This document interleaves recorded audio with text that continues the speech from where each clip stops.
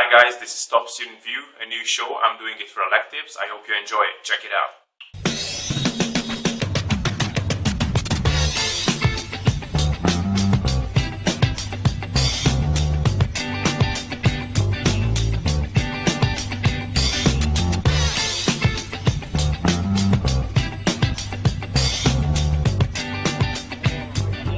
Welcome everybody, this is episode 1 of Top Student View, and today's guest is Daniel Zentay, as you know him.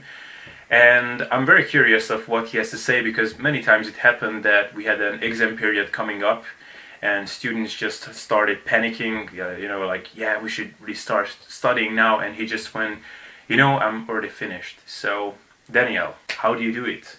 Well, actually that's not technically true. It really depends on the subject and the teachers, because I kind of have a setup for all the teachers. So I know that what are the expectations of a given teacher, and I usually adjust my learning methods according to that. Because Okay, so when was the last time you were really panicking about an exam period?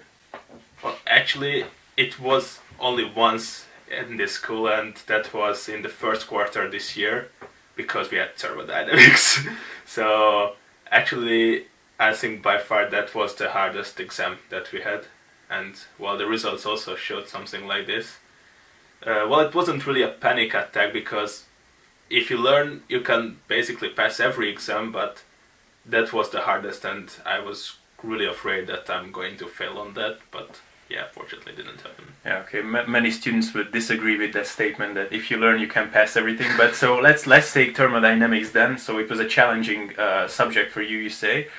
What was your strategy from day one to make sure you pass it? Well, actually my strategy for thermodynamics was almost totally different than any other subjects that I've usually prepare.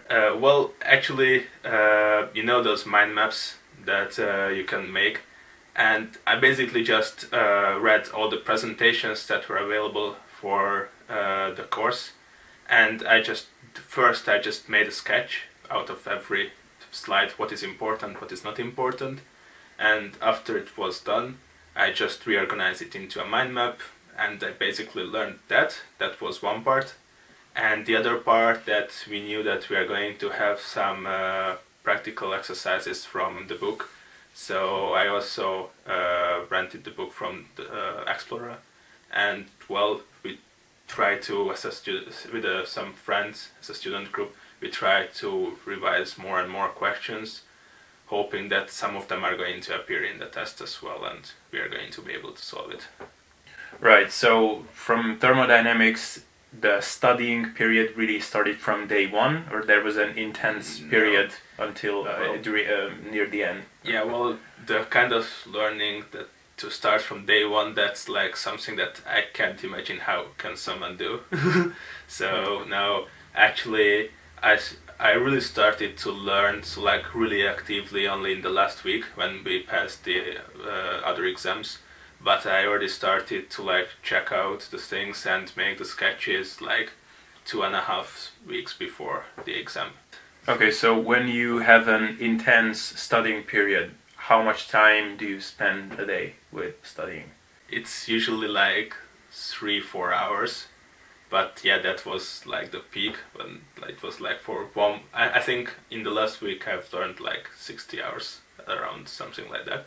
But usually for example, for the previous exams, I prepared 3 hours a day in the last week, so right before the exams. Okay, so 3 hours. Many people say that one cannot really concentrate for more than 20 minutes at a time. Do you find that to be true for yourself? Yeah, absolutely. So, sometimes it's even less than 20 minutes. So that's why I usually, when I really have to learn, then I'm just having a lot of things around me that I can also do. So I'm not learning in a way that sitting down and just learning, but okay, do some this, okay, then just check out a video on YouTube, then just listen to some music, okay, go back to learning, and then do it again and just rotate it. So I can't really like just sit down and just read the book for like hours and hours and do nothing in between. So Yeah, and so then you don't have a particular activity that you really find useful to do in those breaks between study chunks, or it just depends? well, I think the most useful thing that you can do in between is something that is relatively short, so it doesn't take up hours, so it's like 5-10 minutes, but it's really entertaining and you really like to do it. So if you are like a fan of comic books, then just check out like a few pages from a comic book. Or if you really like to like check your updates on Facebook, then just do it. So something that you really like and just relaxes your brain for those breaks in between your learning. Right, so kind of as a summary of this segment, so when you have a period when you really need productive days and just get the max out of your days that you spend on studying, what is your kind of sample of a typical good productive day? What is the setup? Well, I think what helps me the most to make a really productive day is to select what is important and what is going to be asked on the exam. So actually I usually start the whole process with like selecting those topics, and if I can focus on those parts, then it's a productive day. So if I get just loose on other things and not really focus on those parts, then it's not really a productive day. But I don't really have a schedule or an exact planning for like a productive day. It's a productive day if you manage to learn those things that you think is going to be important on the exam. Okay, actually I know that partly because of your family background you're into this studying effectively kind of thread. Could you talk a little bit about that? Like in general, what is your take on effective and ineffective studying? I think in every kind of learning techniques, the most important is find the important things, so the essence of the subject. In case of a technical subject, it's usually, not always, but usually the formulae. So if you have like an equation or like a formula sheet, and if you not learn by heart the formulas that are on it, but how to use all the formulas. So like, you know, like you have like 20 formulas, like for example in climate change, and if you know that in which case you should use every formula, then I think the practical part is going to be really easy. And generally that's the harder part than the theory in a technical subject. So then you already have probably a 6 or more if you just score really well on the practical part. So right. So and what about like a more memorization based, such as ecology? I think if you make a structure, this is why a mind map is really useful. If you make a structure in your brain where you like categorize the different stuff, so like for example when you have to learn the different categories in ecology about the animal speciation, so like order, family, and so on. I think it's really easy if you just, for example, link it to a word. So like, I don't know, there's like, for example, OERIG, the O-E-L. Yeah, OERIG, yeah. Yeah, so oxidation is loss, Yeah, reduction is gain. gain, You're always yeah. going to remember those kind of Yeah. things. So if you have something that is like really easy to confuse, like for example oxidation and reduction, which is like just the opposite of each other, and the oxidation agent is reduced and the reducing agent is oxidized and all the shit, then I think if you have like a word like OERIG, then it's going to help you a lot. So right, okay, good point. And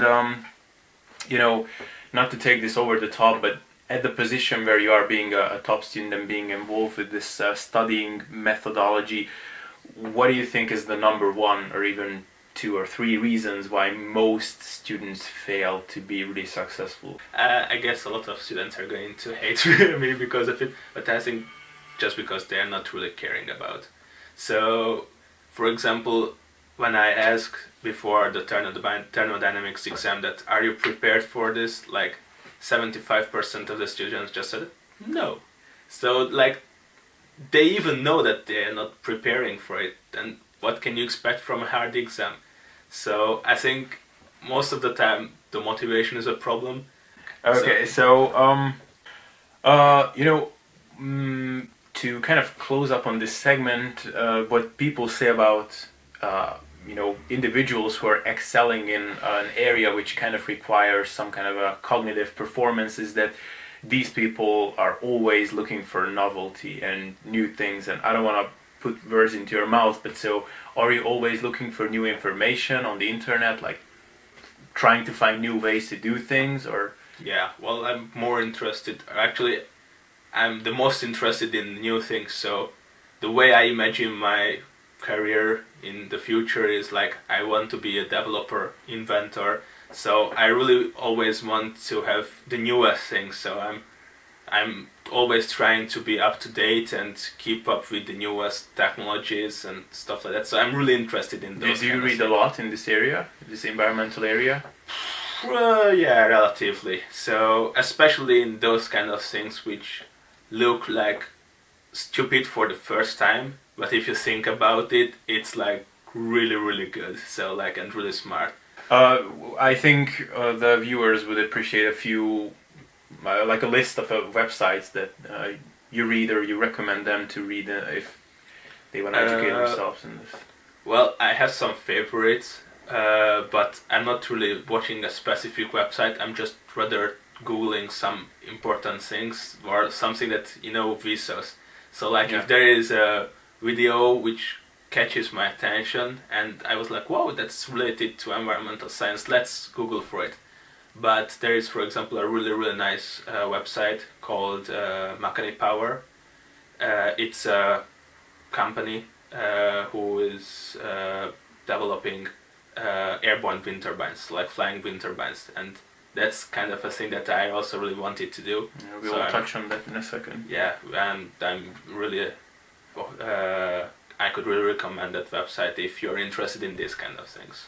Okay, so just as a wrap up, could you tell us a little bit about what you're planning to do on your internship and then what you plan to do in the future, because that's kind of fascinating, I think. Well, it depends. But, well, if I can finally go on an internship, which is going to take a lot of time because different other problems, I really would like to apply to this company because, well, on one side, currently they are owned by Google, so I could work for like the best employer in the world, and I also really like the concept of airborne wind turbines and this whole produce energy in the air when it's not really crowded, so it's not going to use land from agriculture and from building and developing or just natural habitat of animals, so just utilize the air that we don't really using at the moment. I mean like those areas, so, and yeah, that's basically what I really want to do, and if it's going to happen or not, that's another topic, yeah. Yeah, so good luck for that, and thanks a lot for being on the show. Well, thank you very much, and it was really nice to be here. And for all of you, thanks for your attention, and see you in the next episode. Bye.